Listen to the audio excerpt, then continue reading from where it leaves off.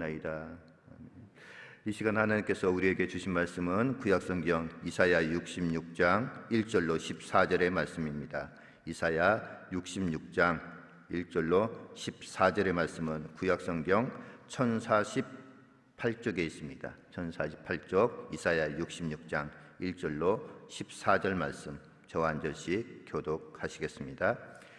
여호와께서 이와 같이 말씀하시되 하늘은 나의 보좌요 땅은 나의 발판이니 너희가 나를 위하여 무슨 집을 지으랴 내가 안식할 처소가 어디랴.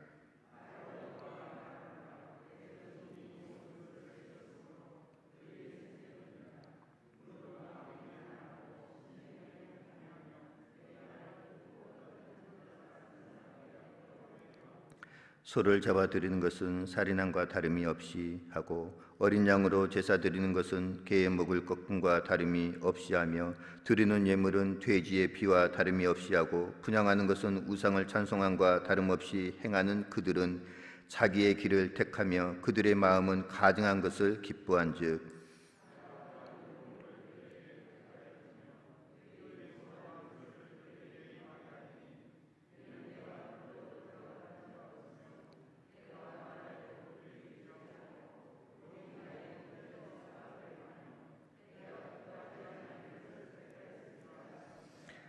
여호와의 말씀으로 말미암아 떠는 자들아 그의 말씀을 들을지어다. 이르시되 너희 형제가 너희를 미워하며 내 이름으로 말미암아 너희를 쫓아내며 이르기를 여호와께서는 영광을 나타내사 너희 기쁨을 우리에게 보이시기를 원하노라 하였으나 그들은 수치를 당하리라 하셨느니라.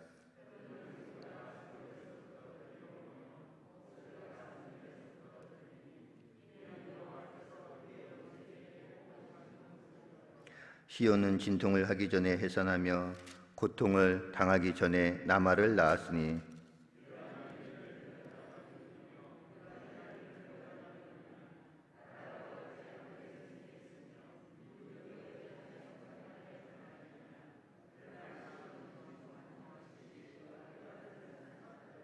여호와께서 이르시되 내가 아이를 갖도록 하였은즉 해산하게 하지 아니하겠느냐. 네 하나님이 이르시되 나는 해산하게 하는 이인즉 어찌 태를 닫겠느냐 하시니라.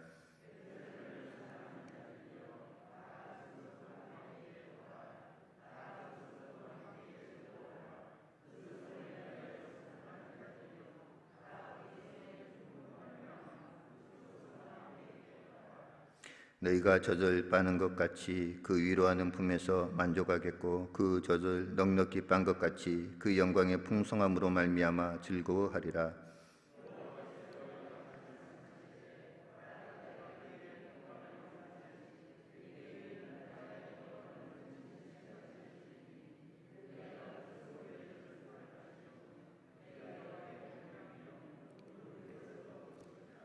어머니가 자식을 위로한 같이 내가 너희를 위로할 것인즉 너희가 예루살렘에서 위도를 받으리니 너희가 이를 보고 마음이 기뻐서 너희 뼈가 연한 풀에 무성함 같으리라. 여호와의 손은 그 종들에게 나타내겠고 그의 진노는 그의 원수에게 더하리라. 아멘. 오늘 이사야서 66장 1절로 14절 말씀 본문은 심판의 메시지와 소망의 메시지가 를 이루고 있습니다. 제가 말씀을 준비하고 올라오기 전에 성경 한 구절을 잡고 말씀을 묵상하고 왔는데요. 시편 55편 22절의 말씀입니다. 이 말씀을 시작으로 우리 사랑하는 성도님들에게 오늘 이 아침에 시편 55편 22절 말씀을 중심으로 이 말씀을 묵상하시고 오늘 우리에게 주시는 구약성경 이사야서 66장 또 1절로 14절 말씀을 중심으로 하나님은 우리 안에 우리는 하나님 안에 라는 제목으로 복음 증거하도록 하겠습니다. 먼저 시편 55편 22절 말씀을 한번 찾아보십시오. 시편 55편 22절.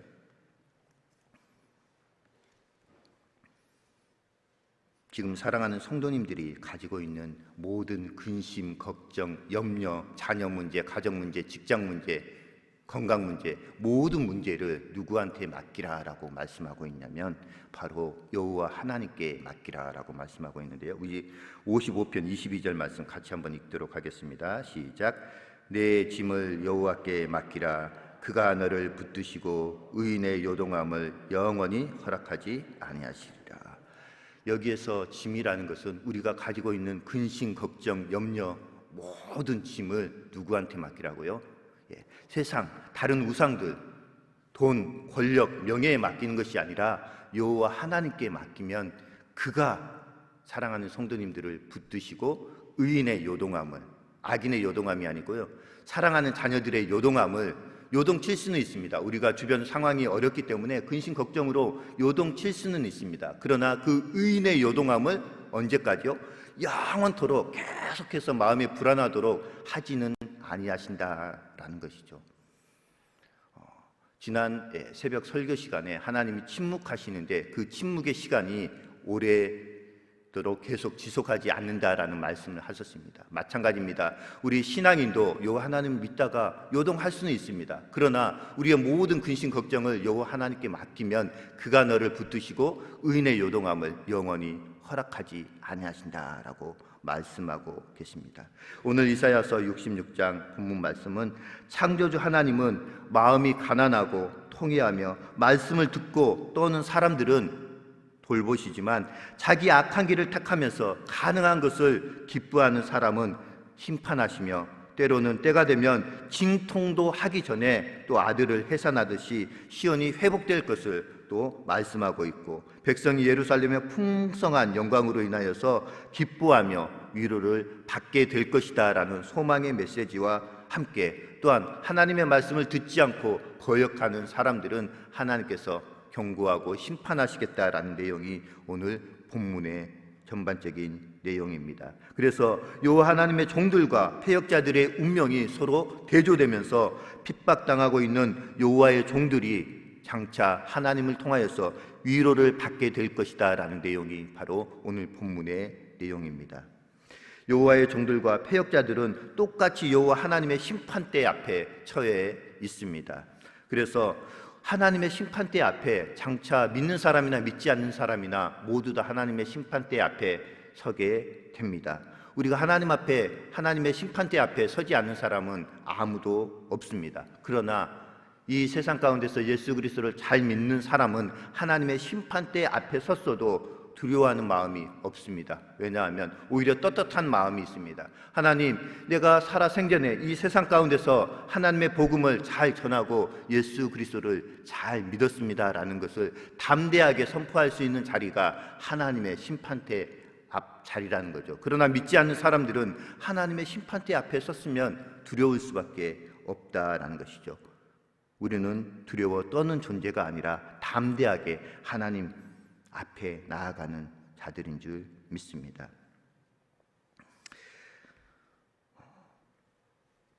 여호와 하나님께서는 여호와 하나님의 종들이 여호와 하나님을 존경하며 경외하며 그의 구원을 간절히 바라고 있는 반면에 패역자들은, 하나님을 믿지 않고 하나님을 대적하는 패역자들은 종교적인 의식과 성전 건축을 통하여서 여호와 하나님의 마음을 바꿀 수 있다라고 생각을 하고 있습니다. 내가 하나님께 예배를 잘 드리면, 내가 하나님께 제물을 많이 드리면 여호와 하나님의 말씀, 여호와 하나님의 뜻도 바꿀 수 있다라는 내용이 오늘 본문의 내용인데요, 그러던 잘못된 생각을 하고 있다라는 것이죠.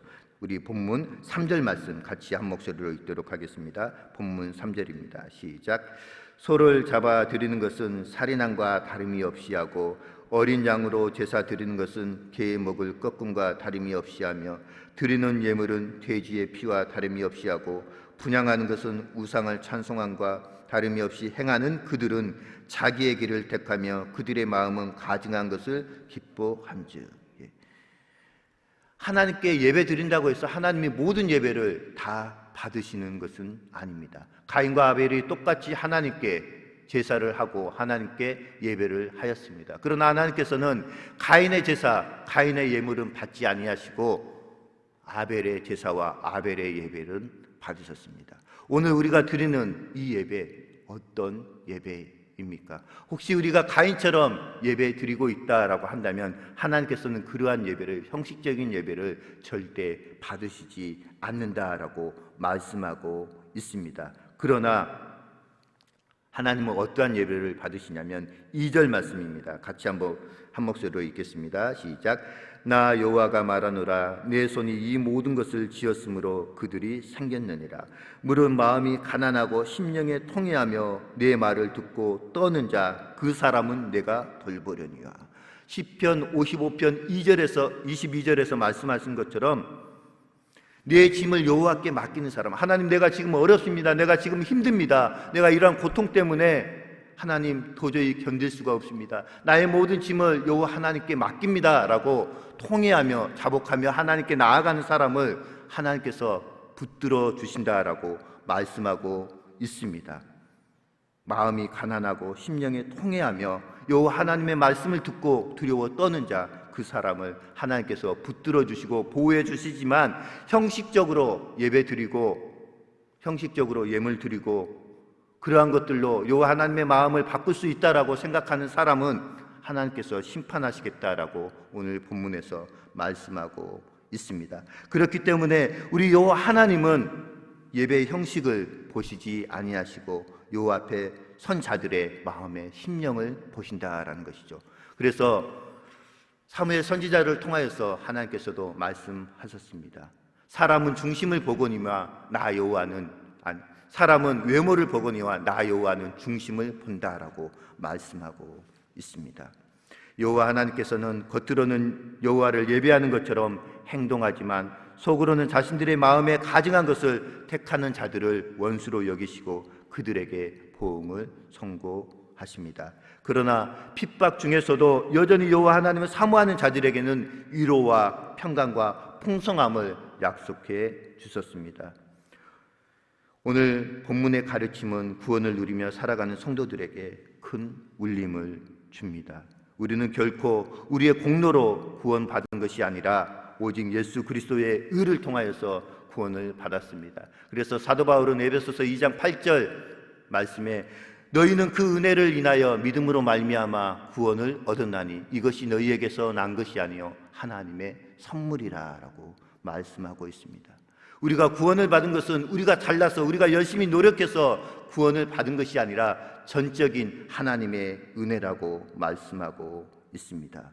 2016년 9월 12일 저녁 8시 40분경에 대한민국에 있어서 큰 사건이 하나 있었습니다. 2016년 9월 12일 저녁 8시 40분경이었는데요.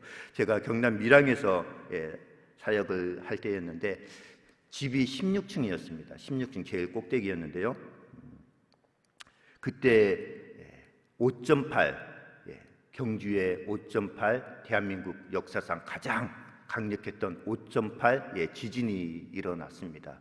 그런데 저희 집이 16층이었는데 약 한 15초 정도 이렇게 강진이 왔는데요. 그 15초 정도였는데 정말로 사람을 잡고 위아래로 이렇게 좌우로 흔드는 듯한 정말 무서운 느낌을 받았습니다. 그러면서 드는 생각이 이것이 한 30초, 1분만 지속이 됐다면 그 16층 아파트가 다 무너져 버렸겠구나라는 생각을 하면서 이 짤막한 시간에도 우리가 이렇게 두려워하는데 우리의 긴 인생을 누구한테 맡기고 살아야 할까라는 생각이 들었습니다. 사랑하는 성도 여러분, IT에서 7.2 강진이 일어났다라고 합니다. 우리나라에서 7.2 강진이 일어나면 어떻게 되겠습니까? 5.8 강진이 일어났을 때 거의 대한민국의 모든 지역이 그 지진을 느꼈다라고 합니다. 7.2라고 한다면 대단히 강진인데 남아있는 건물이 웬만하면 거의 없을 듯 합니다.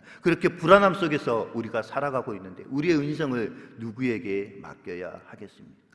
앞에서 말씀드린 것처럼 시편 55편 22절 말씀처럼 그렇기 때문에 우리의 모든 짐을 여호와 하나님께 맡기면 그가 너를 붙드시고 의인의 요동함을 영원히 허락하지 아니하신다라고 말씀하고 있습니다.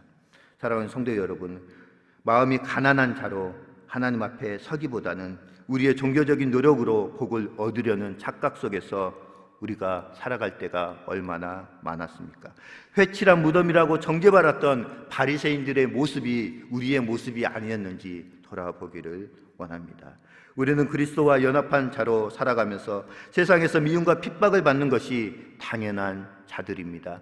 세리와 창기들이 바리새인과 서기관, 사두개인들로부터 핍박을 받았습니다. 그러나 하나님으로부터는 인정을 받은 무리가 바로 세리와 창기들이었습니다. 세상으로부터는 기독교인들이 환난과 핍박을 당하지만 주님께서 말씀하십니다. 세상에서는 너희가 환난을 당하나 담대하라, 내가 세상을 이겨노라 라고 요한복음 16장 33절에서 말씀하고 있습니다. 오늘날 기독교인들이 세상으로부터 많은 환난을 당하지만 담대하십시오. 그리고 사랑하는 성도님들이 가지고 있는 모든 근심, 걱정, 염려를 믿음의 주요 온전하게 하시는 이인 예수 그리스도, 또 오늘 본문 1절에 나와 있는 하나님께서 천지와 하늘과 땅을 발판으로 삼으시고 모든 것들을 지으셨다라고 말씀하고 계십니다. 그 전지전능한 하나님께 모든 것을 맡기고 나아갈 때 하나님께서 우리를 붙들어 주시는 줄 믿습니다. 우리는 그리스도와의 연합한 자로 살아가면서 세상에서 미움과 핍박을 받는 것이 당연한 자들이라고 말씀을 드렸습니다. 그럼에도 불구하고 그리스도의 고난에 동참하기보다 세상과 타협하면서 세상의 안위를 쫓아 살아가기를 택하기도 합니다. 그렇다면 어떠한 삶이 우리에게 합당한 삶일까요? 사도 바울은 로마서 8장 17절에서 다음과 같이 말씀합니다. 우리가 그리스도와 함께 영광을 받기 위하여 고난을 받는 것이 당연하다라고 말씀하고 있습니다. 우리가 그리스도와 함께 영광을 받기 위하여 고난도 함께 받아야 할 것이니라. 하나님과 함께 영광을 받기 위해서는 그리스도와 함께 고난도 받아야 한다라고 말씀하고 있습니다. 그러나 우리는 고난을 받지 않고 어떻게 하면 하나님이 주시는 영광만 얻으려고 할 때가 너무나도 많이 있었다라는 것이죠. 예루살렘에 있는 중요한 건물은 솔로몬의 궁전과 하나님의 성전이었습니다. 궁전의 용도는 왕이 거주하는 곳입니다. 그렇다면 성전의 용도는 무엇이겠습니까? 단순히 예배와 제사를 드리는 것이 성전의 용도이겠습니까? 아닙니다. 성전은 예배와 제사 드리는 것 그 이상의 의미가 있다라는 것이죠. 우리 신앙교회도 마찬가지입니다. 이 2층 예배당 본당에 들어오기 전에 보면 앞에 문구가 써져 있는데 내 집은 만민이 기도하는 집이다라고 말씀하고 있다라는 것이죠.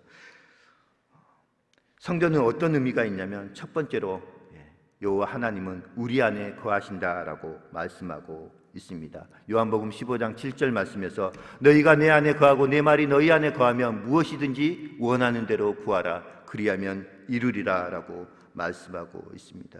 우리는 전능하신 하나님을 측량할 수가 없습니다.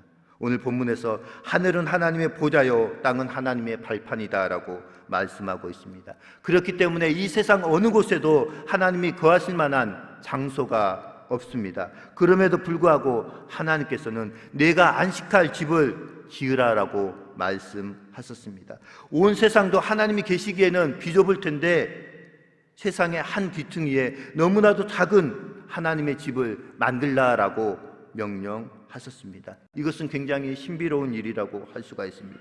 그래서 모세는 하나님의 명령을 따라서 성막을 만들었고 솔로몬은 성전을 지었습니다.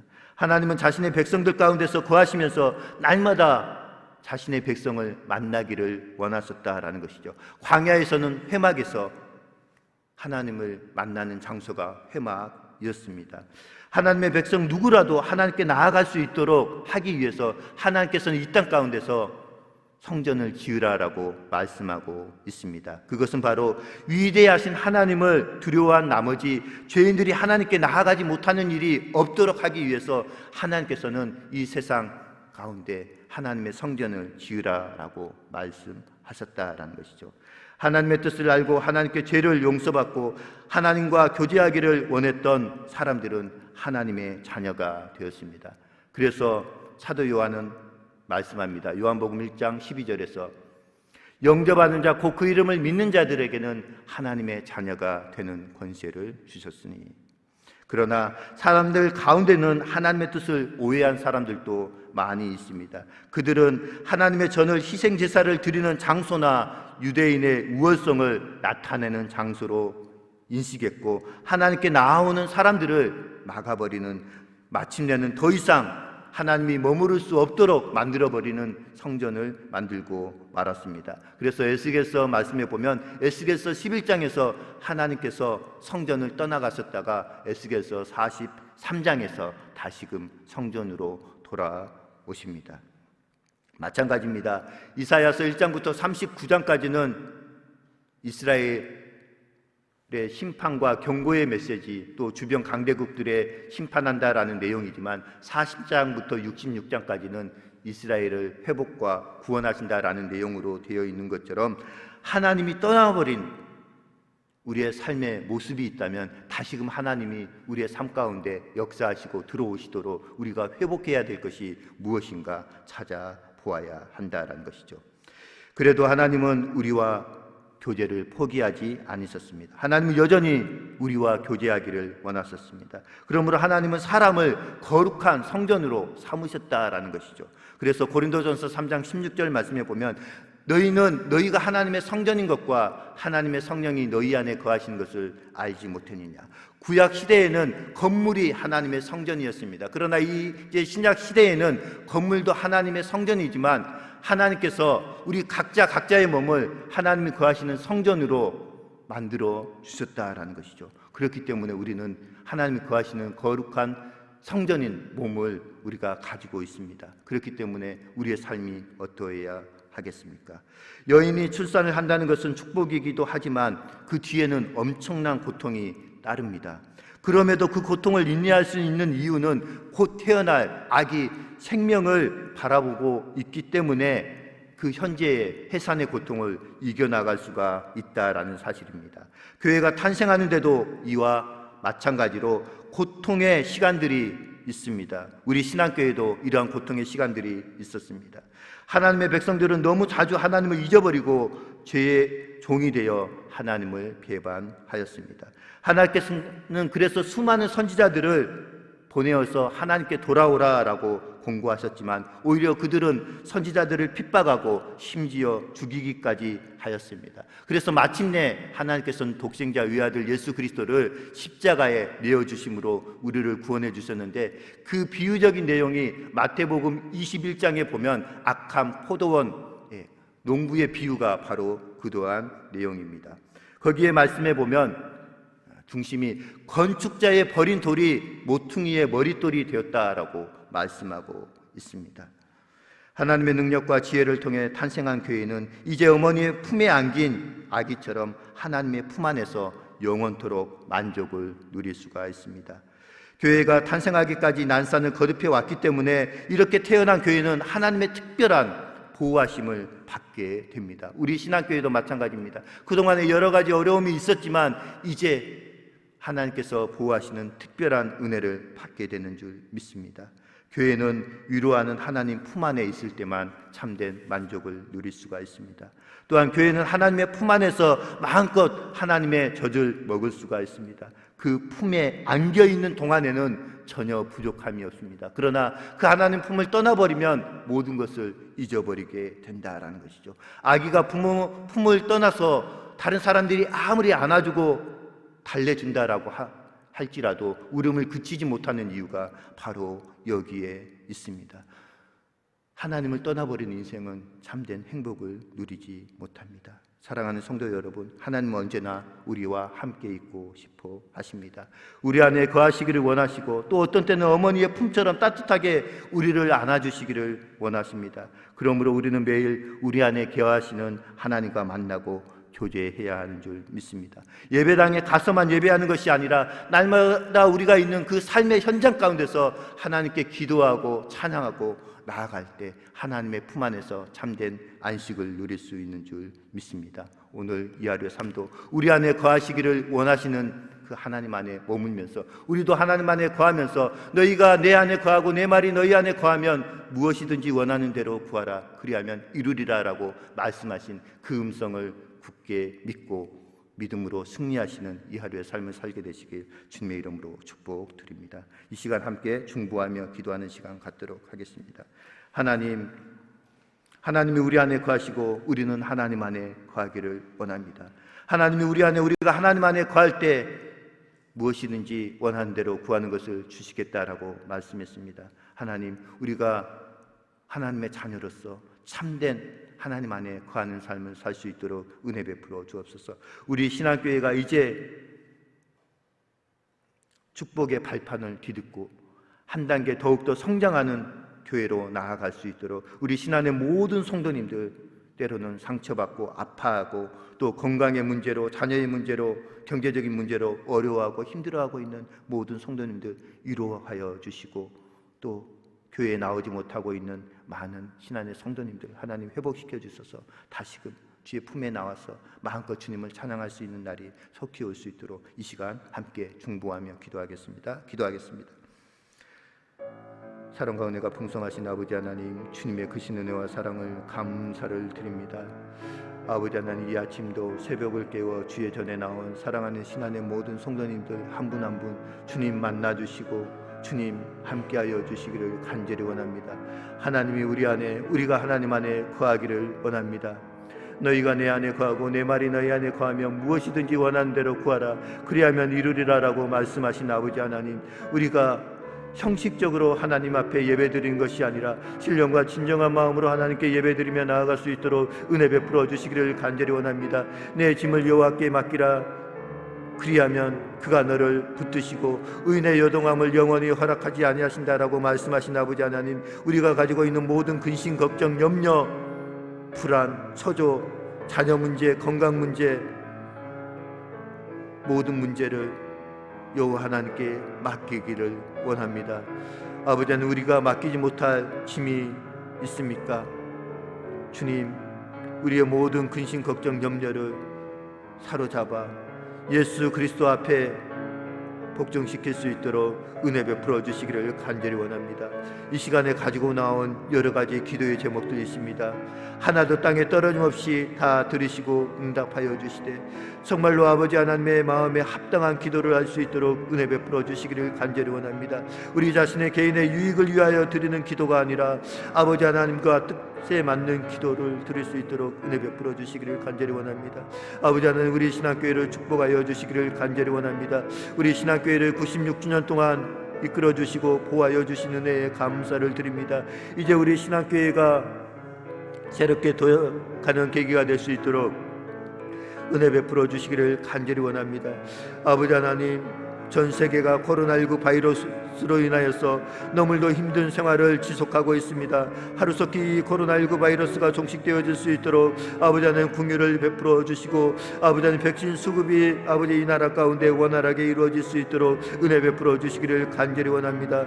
아버지 하나님, 강진으로 인하여서 아버지 하나님 집이 무너지고 아버지 하나님 건물이 무너져서 힘들어하고 있는 IT 국민들에게 아버지 하나님 잠든 안식을 베풀어 주시고 아버지 여러 가지 구호의 손길들이 임할 수 있도록 은혜 베풀어 주시기를 간절히 원합니다. 우리의 알 수 없는 인생을 살아계신 하나님께 의지하며 나아갈 수 있도록 은혜 베풀어 주시되 아버지 하나님, 우리 안에 거하시는 하나님을 날마다 찬양하며 살아갈 수 있도록 은혜 베풀어 주시고 오늘 이 아래 삶도 믿음의 뒤에 온전하게 하시는 예수 그리스도만 굳게 바라보고 믿음으로 승리하며 살아가는 우리 모든 신안의 성도님들 될 수 있도록 은혜 베풀어 주시기를 간절히 원하오며 거룩하신 예수 그리스도 이름으로 감사하며 기도드리옵나이다.